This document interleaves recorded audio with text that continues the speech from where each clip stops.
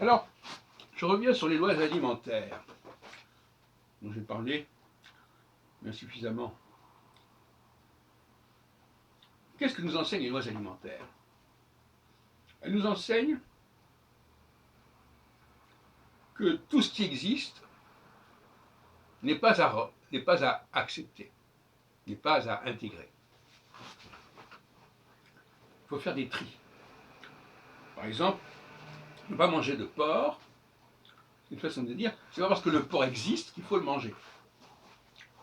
Et dans la viande elle-même, tout ce qui est dans la viande n'est pas forcément à manger non plus. Par exemple, le sang. Donc il y a toujours un élément qu'il faut garder, qu'il faut mettre de côté. Ça, c'est toute une leçon, toute une éthique qui va bien au-delà des lois alimentaires, qui sont symboliques en fait. Mais si on applique ces lois alimentaires, la philosophie de ces lois alimentaires à d'autres domaines, on s'apercevra que dans bien des cas, le problème, c'est qu'on a voulu prendre le problème globalement au lieu de faire des classements, de faire des tris.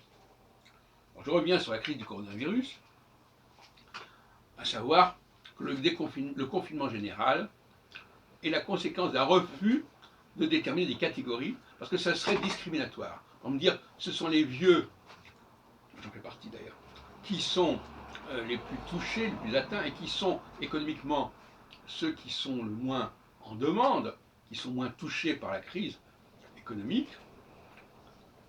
Eh bien, ça n'a pas été fait. Et donc on a infligé à la population entière un régime de vie qui a été catastrophique et qui aurait dû être réservé aux personnes au-delà de 65 ans, comme on nous le dit aujourd'hui d'ailleurs, parce qu'il y a des messages aujourd'hui, on dit attention, vous avez plus de 65 ans, plus de 90% des gens qui décèdent du coronavirus ont plus de 65 ans. Il faut savoir ce qu'on veut. Donc il faut quand même arriver à arrêter de dire on ne fait pas de différence, on ne fait pas de classement. Ça, c'est quelque chose qui est suicidaire.